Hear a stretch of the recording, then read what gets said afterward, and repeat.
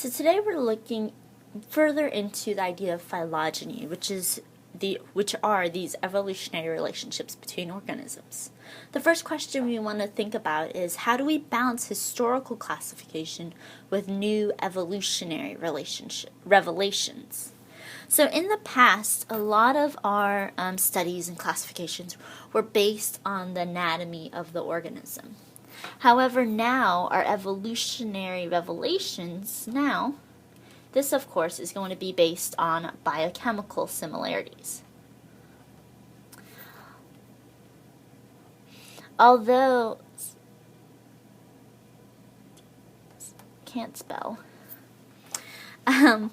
although it's not a terrible thing to study the anatomy of an organism, it's just not as efficient or just not as exact. And so when we were looking at these new biochemical similarities, what this really ends up doing is this is going to change our classification system.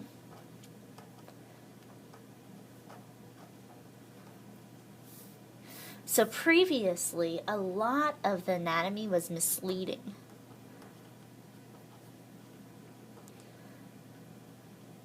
For example, those analogous structures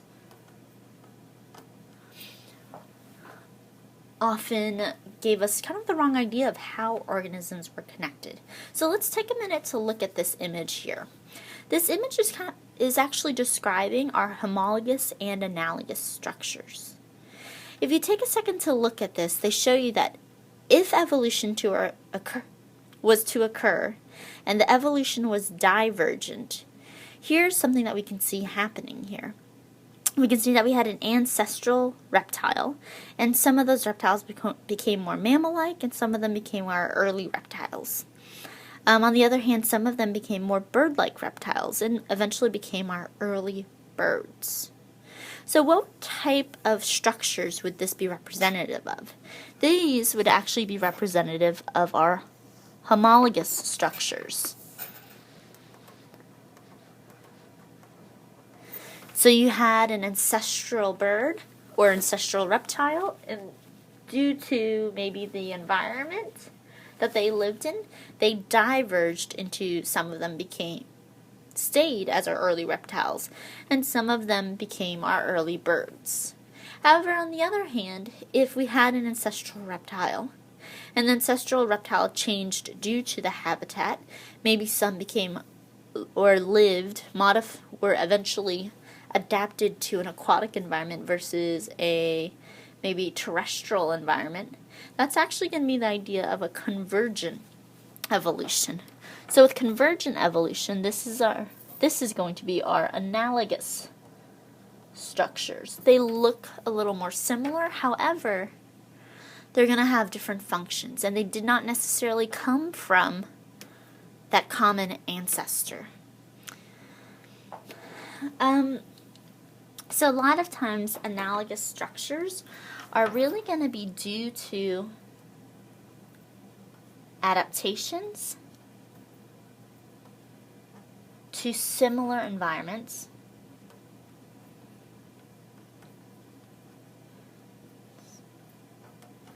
and not from a common ancestor.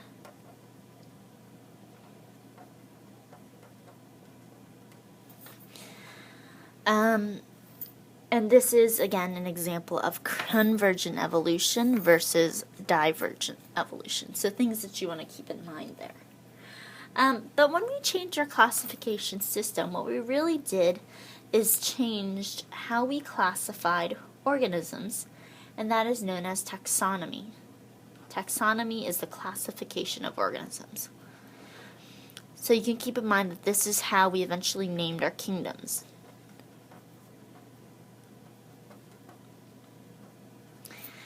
So looking further into the word phylogeny, what does phylogeny actually mean? Phylogeny means the study of evolutionary relationships.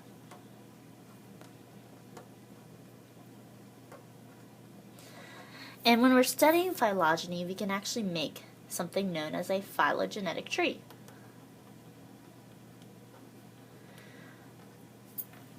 And other times we'll also hear this word that's known as a cladogram. I'll go into that in just a second.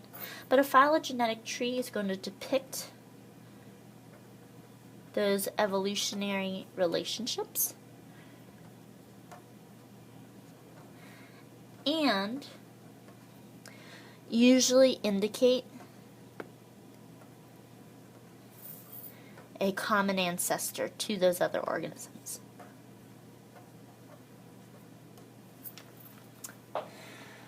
So if you're looking at this image right here, this is an example of a phylogenetic tree.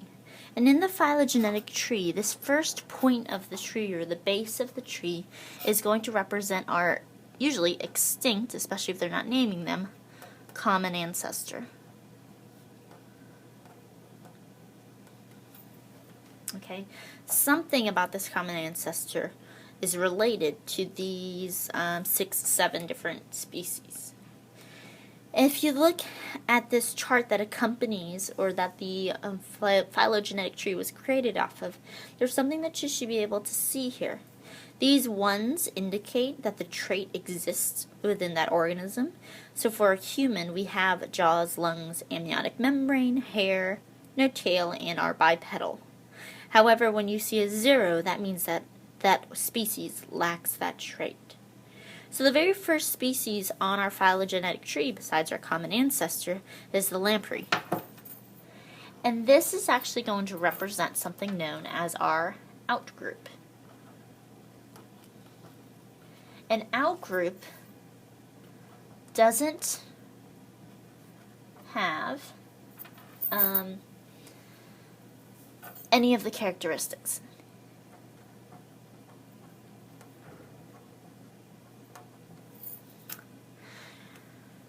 So, when you're looking at some of these words here that are related to the phylogenetic tree, we actually do have outgroup again. But I first want to mention the word, or mention what I used before, the word cladogram. A cladogram is another word, or another type of phylogenetic tree. It will depict patterns of shared characteristics.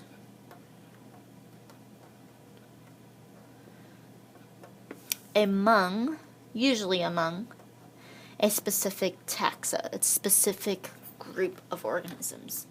Not meaning that they're the same species, but maybe they are all mammals, or maybe they are all plants.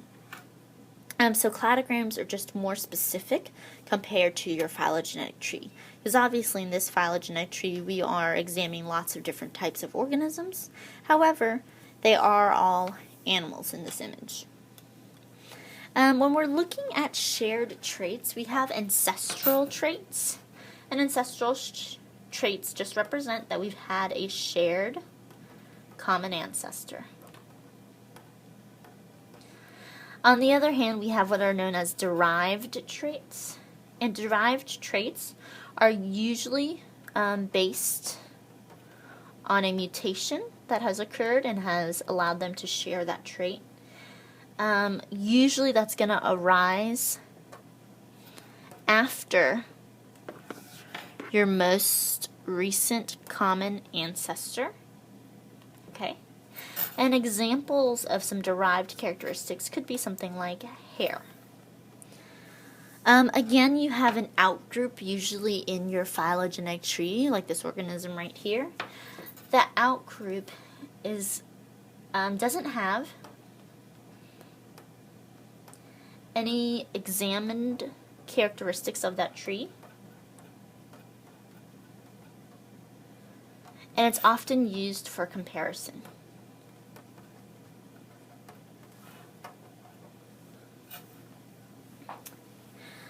When we are looking at phylogenetic trees, we also look at something known as simplesiomorphies.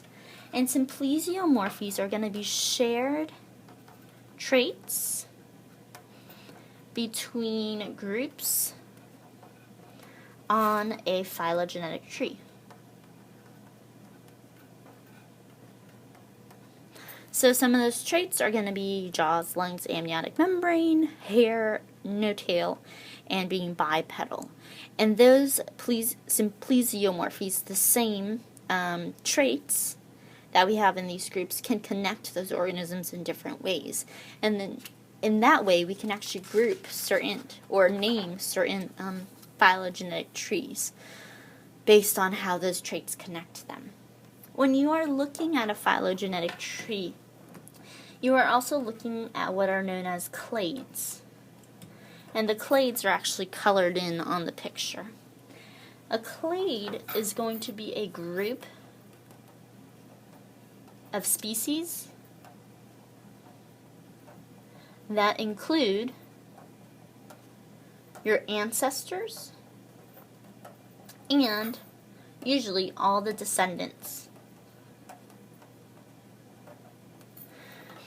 And when you're interpreting a phylogenetic tree, there's really 3 ways to do this. So the first way is known as a monophyletic tree.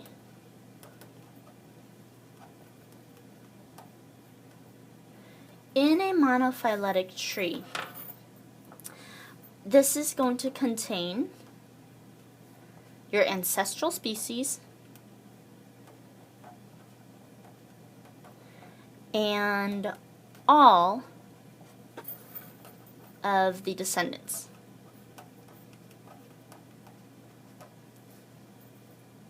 Okay, so in the image right here, what we can in your image right here for your monophyletic tree, that's going to be this first big circle here, where you'll actually include your reptilia, your dispida, and your archosauria.